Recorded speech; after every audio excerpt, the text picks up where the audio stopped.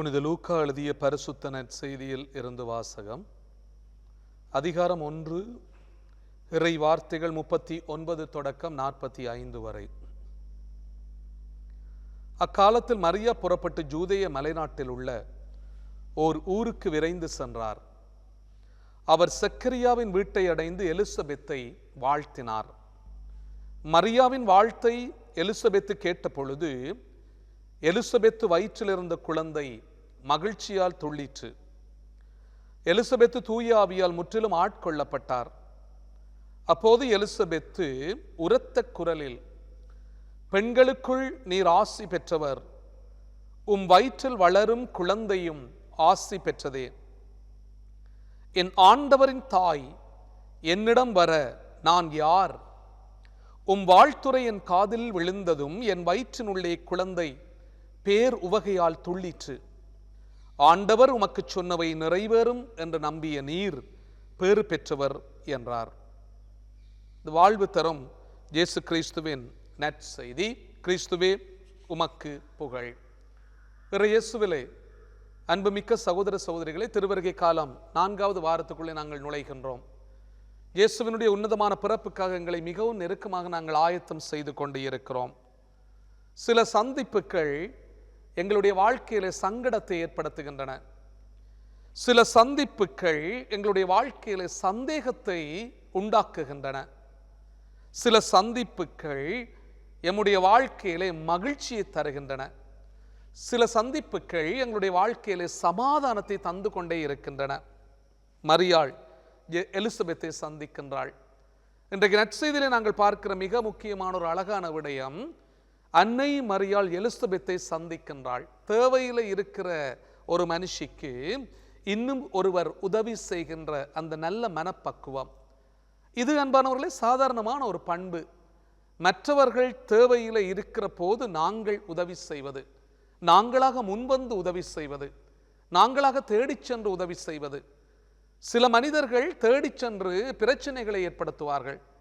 சில மனிதர்கள் மற்ற மனிதர்களை பற்றி குறை சொல்லுவதற்காக மற்றவர்களை தேடிச் செல்லுவார்கள்.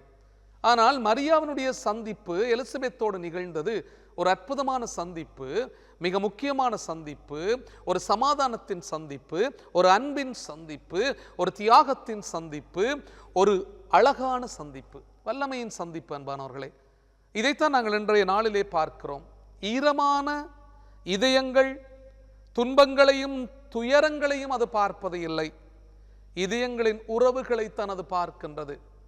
எலிசபெத்துக்காக அன்னை மரியாள் ஓடிச் செல்லுகின்றாள் என்று சொன்னால், இந்த சாதாரணமாக உதவி செய்கிற ஒரு அற்புதமான பண்பை அன்னை மரியாளுடைய வாழ்க்கையிலிருந்து நாங்கள் பெற்றுக்கொள்ள முடியும். இது பெரிய ஒரு காரியம் என்று நாங்கள் சொல்ல முடியாது.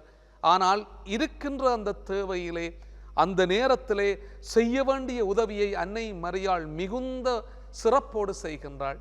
அதைத்தான் நாங்கள் இன்றைக்கு நற்செய்தியிலே பார்க்கிற ஒரு அழகான விடயம். அன்பானவர்களே, ஒரு காட்டிலே பறவைகளுக்கும் விலங்குகளுக்கும் இடையே சண்டை எப்போதும் வந்து கொண்டு இருந்ததாம். ஒரு தடவை பறவைகள் இந்த விலங்குகள் எல்லாவற்றையும் தோற்கடித்து வெற்றி கொண்டு விட்டனவாம்.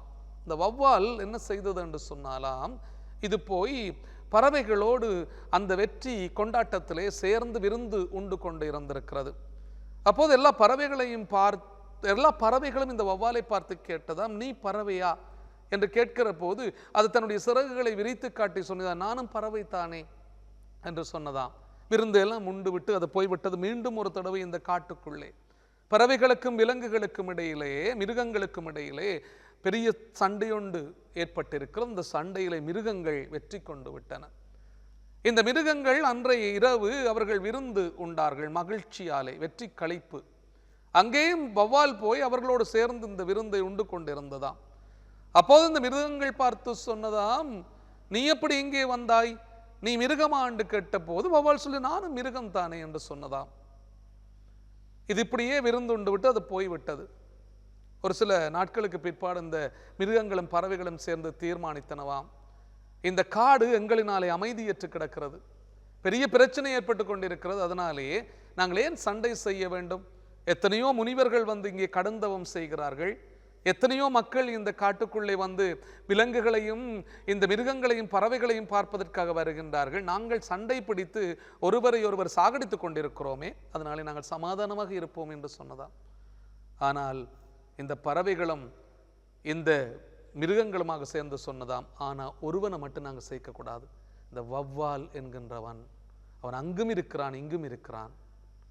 அதனால் தானாம் இந்த வௌவால் மிருகங்களுக்கும் பறவைகளுக்கும் பயந்து இரவிலே திரிகிறதாம் என்பது ஒரு கதை. அன்பானவர்களே, சில மனிதர்கள் இப்படித்தான். அவர்கள் அங்கும் இருப்பார்கள் இங்கும் இருப்பார்கள். ஊனியல்வோடும் வாழ்வதற்கு விருப்பம், ஆவியோடும் இருப்பதற்கு விருப்பம். இவர்கள் தான் இப்படிப்பட்ட மனிதர்கள். இப்படிப்பட்ட மனிதர்களைத்தான் நாங்கள் இந்த உலகத்திலே பல பேரை பார்க்கிறோம்.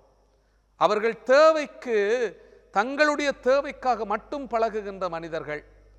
அன்பை கொடுப்பார்கள். எதற்காக என்று சொன்னால் ஏதோ தேவையை வைத்துக் கொண்டு அன்பை கொடுப்பார்கள். ஏதாவது உதவி செய்வார்கள், திருப்பி பெற முடியும் என்று உதவி செய்வார்கள்.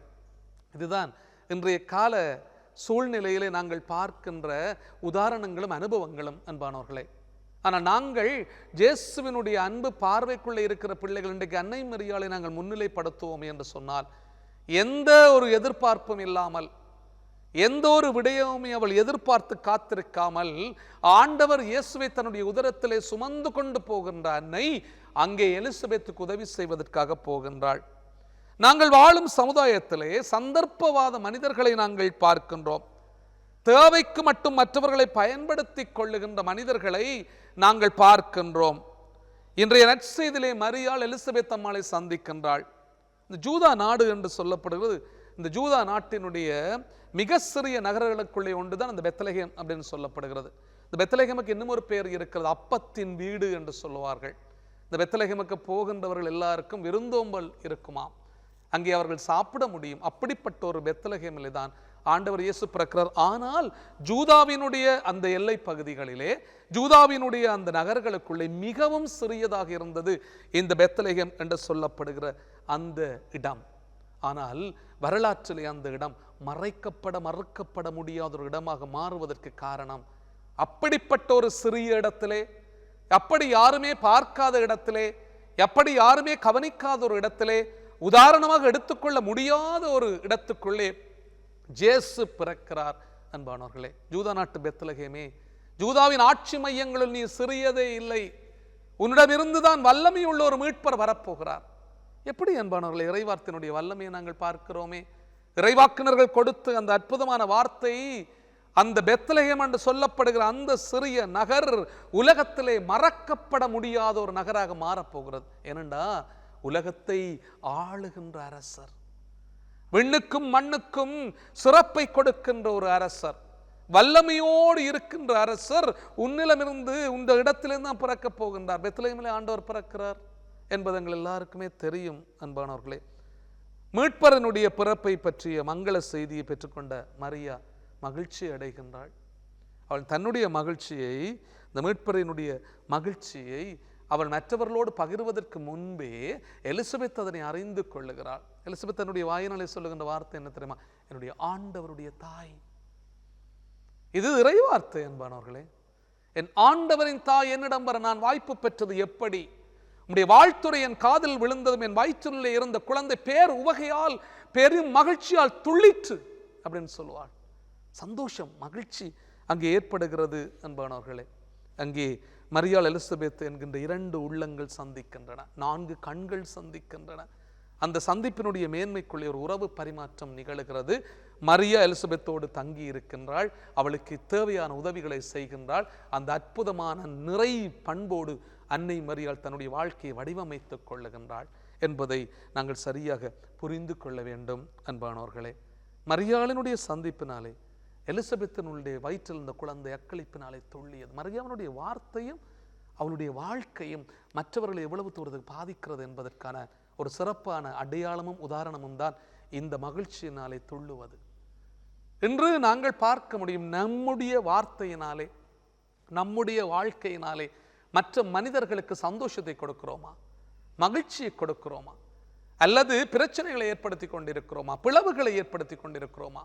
பல மனிதர்கள் அன்பானவர்களே மற்ற மனிதர்களை பற்றி இல்லாதவைகள் பொல்லாதவைகள் கதைத்து பிரச்சனைகளை ஏற்படுத்தி பிளவுகளை ஏற்படுத்தி எல்லாவற்றோடும் வாழ வேண்டும் என்று விரும்புகின்றால் இன்றைக்கு அப்படித்தான் கிறிஸ்தவமும் வாழ்ந்து கொண்டு இருக்கிறது. எங்களுடைய பகுதிகளை நாங்கள் பார்க்கலாம், எங்களுடைய மனிதர்களை பார்க்கலாம், எங்களுடைய பங்குகளை பார்க்கலாம், எங்களுடைய நாடுகளை நாங்கள் பார்க்கலாம். நாடுகளை எதிர்த்து நாடுகள், அரசு எதிர்த்து அரசுகள், பயங்கரமான பிரச்சனைகள், போர்கள், குழப்பங்கள், துன்பங்கள், நான் தான் பெரியவன் என்கின்ற நிலை, மற்றவர்களை கூர்ந்து நோக்காத அந்த நிலை அன்பானவர்கள் இன்றைக்கு எங்கள் மத்தியில் எத்தனையோ இருக்கிறது.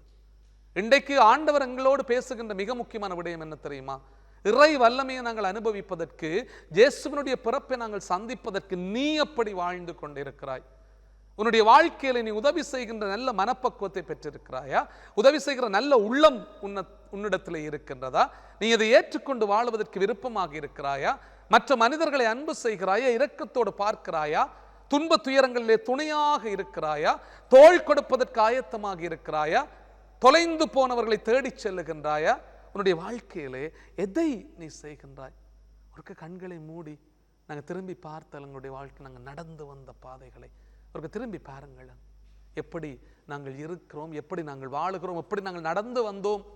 எதுவுமே உதவி செய்யாத மனிதர்களாக, எதுவுமே அன்பு செய்யாத மனிதர்களாக, எதையுமே இரக்கத்தோடு பார்க்காத மனிதர்களாக எப்படியெல்லாம் நாங்கள் வாழ்ந்து முடித்திருக்கிறோம். இன்றைக்கு ஆண்டவருடைய இரக்கத்தை நாங்கள் பெறுகின்ற ஒரு அற்புதமான நாள். அன்னை மரியாளை ஒருக்க நினைச்சு பார்ப்போம். அவள் அந்த நேரத்திலே கூட மற்றவர்களுக்கு உதவி செய்ய வேண்டும் என்கின்ற நல்ல மனப்பக்குவம் அவளுக்குள்ளே இருந்தது. அதனாலே இன்றைக்கு மீட்பரினுடைய தாய் என்று சொல்லுகிறோம். எலிசபெத் சொன்னது போல என்னுடைய ஆண்டவருடைய தாய் என்று சொல்லுகிறோம், இறைவனுடைய தாய் என்று சொல்லுகிறோம். அன்னை மரியாளை நாங்கள் அவ்வளவு தூரத்துக்கு நினைவு கூறுவதற்கு காரணம் அன்பானவர்களே, அவளிடம் இருந்த சாதாரணமான பண்புகள், தாழ்ச்சியும் பொறுமையும் இரக்கமும் அன்பும் உதவி செய்கிற நல்ல மனப்பக்குவமும். எனவே அன்பானவர்களே, இன்றைக்கு ஒரு சிறப்பான நாள். நாங்களும் இந்த நல்ல பண்புகளை கொண்டு வாழ வேண்டும். இறை வல்லமையை நாங்களும் அனுபவித்துக் கொள்ள வேண்டும். இயேசுவினுடைய வருகைக்காக எங்களை நாங்கள் இன்னும் நெருக்கமாக ஆயத்தம் செய்து அவருடைய அன்பு வருகையை நாங்களும் மகிழ்ச்சியோடு ஏற்றுக்கொள்ளுவோம். ஆமென்.